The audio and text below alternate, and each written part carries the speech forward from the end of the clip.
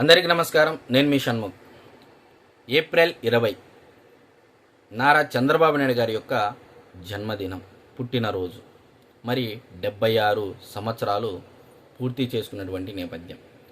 మరి 76 సంవత్సరాలలో కూడా ఆయన నిత్యం ప్రజలలో ఉంటూ ప్రజల సేవకే అంకితమైనటువంటి ఒక వ్యక్తి అనేది మనందరికీ తెలిసినటువంటి విషయం. మరి ఆయన గురించి చెప్పడానికి కూడా అర్హత కావాలనేది అయితే నేను ఖచ్చితంగా చెప్పగలను.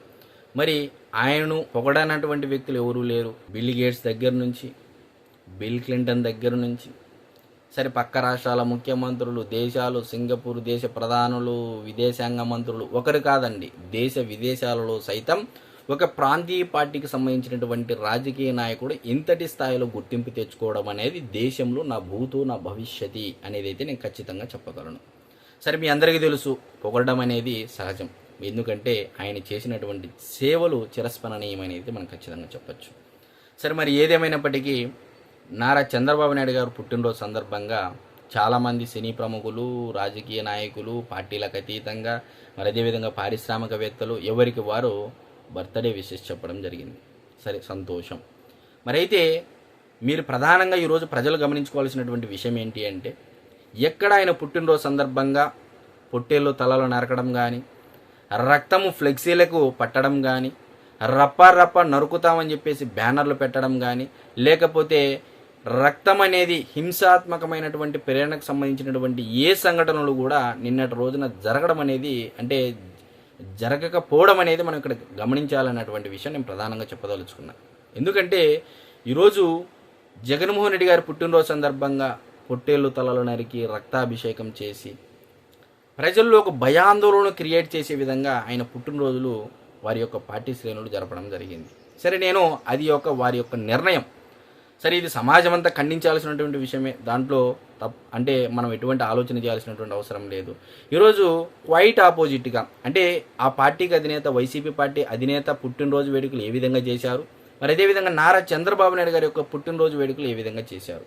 మీరు ప్రధానంగా గమనించినట్లయితే నారా చంద్రబాబు నాయుడు గారి యొక్క పుట్టినరోజు వేడుకలు తిరుమలలో ఒకరోజు అన్నదాన వితరణకి ఎంత అవుతుందో దాదాపు 44 లక్షల రూపాయలు భాష్యం రామకృష్ణ గారు విరాళం ఇవ్వడం జరిగింది. మరి అదేవిధంగా చంద్రబాబు నాయుడు గారి యొక్క ధర్మపత్ని సతీమణైనటువంటి నారా భువనేశ్వరి గారు 76 లక్షల రూపాయలు అన్నా క్యాంటీన్ CEO గారికి విరాళం ఇవ్వడం జరిగింది. మరి నిన్నటి రోజున అన్నా క్యాంటీన్లో అల్పాహారం కానీ, మధ్యాహ్న భోజనం కానీ, డిన్నర్ భోజనం కానీ ఏది తీసుకున్నా సరే ఉచితంగా అందించబడింది. దాదాపు సుమారుగా 2,50,000 మంది తిన్నట్లు అని చెప్పేసి అన్నా క్యాంటీన్ CEO ఇచ్చినటువంటి సమాచారం మేరకు నేను చెప్పదలుచుకున్నాను. అంటే మీరు చూడండి, ఈరోజు ఒక నాయకుడు ప్రజల గురించి ఏ విధంగా ఆలోచన చేస్తాడు, మరి ఏ విధంగా పుట్టినరోజులు వేడుకలు జరిగాయి, ఎక్కడైనా కానీ ఆ పార్టీలో ఉన్నటువంటి, తెలుగుదేశం పార్టీలో ఉన్నటువంటి కార్యకర్తలు కానీ, నాయకులు కానీ ఎక్కడైనా హింసకు ప్రేరేపించే విధంగా, జంతువుల ప్రాణాలు తీసే విధంగా ఎక్కడైనా ఏమైనా జరిగాయా నిన్నటి రోజున చూశారా అంటే ఖచ్చితంగా లేదు అని అయితే మనం ఖచ్చితంగా చెప్పవచ్చు. ఈరోజు మీరు చూడండి, ఏ పార్టీకి లేనటువంటి క్రమశిక్షణతో కూడినటువంటి క్యాడరు తెలుగుదేశం పార్టీకే సొంతం. ఇది నేను చెప్పేటువంటి మాట కాదు. బీఎస్పీ అధినేత అయినటువంటి మాయావతి చాలా సందర్భాల్లో ఈ దేశంలో భారతీయ జనతా పార్టీ తర్వాత క్రమశిక్షణతో గ్రౌండ్ లెవెల్ నుంచి స్ట్రాంగ్గా బేస్గా నిర్మాణం ఉన్నటువంటి ఏకైక పార్టీ తెలుగుదేశం పార్టీ అని బీఎస్పీ పార్టీ అధినేత అయినటువంటి మాయావతి గారే చాలా సందర్భాల్లో క్లియర్గా చెప్పడం జరిగింది. మరి దాన్ని గుర్తుకు చేస్తూ ఈరోజు చంద్రబాబు నాయుడు గారి పుట్టినరోజు వేడుకలను ప్రజల సమక్షంలోనే, అన్నా క్యాంటీన్లోనే ప్రజలకి వడ్డించి అక్కడే తిని ప్రజల యొక్క సమస్యలు తెలుసుకొని ముందుకు నడవడం జరిగింది ఆయన 76 సంవత్సరాల వయసులో.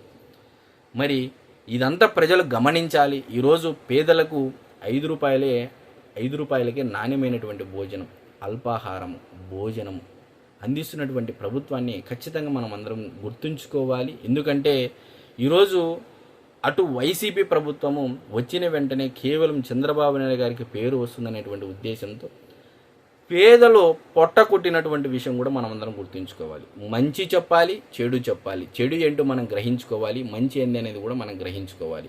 మనమందరం మంచినే కోరుకుంటాం కాబట్టి ఖచ్చితంగా మంచిని మనము ఎంకరేజ్ చేయాలి, ప్రోత్సహించాలనేది కూడా మనం గుర్తుంచుకోవాలని చెప్పేసి మీడియా ముఖంగా చెప్పుకుంటూ చంద్రబాబు నాయుడు గారు పుట్టినరోజు సందర్భంగా ఏ ఒక్కరూ కూడా హింసకు ప్రేరేపించే విధంగా జంతువులను బలి తీసుకోకుండా పుట్టినరోజులు వేడుకలు ఎవరైతే ఘనంగా నిర్వహించారో వారందరికీ మనస్ఫూర్తిగా ధన్యవాదాలు చెప్పుకుంటూ అందరికీ నమస్కారం.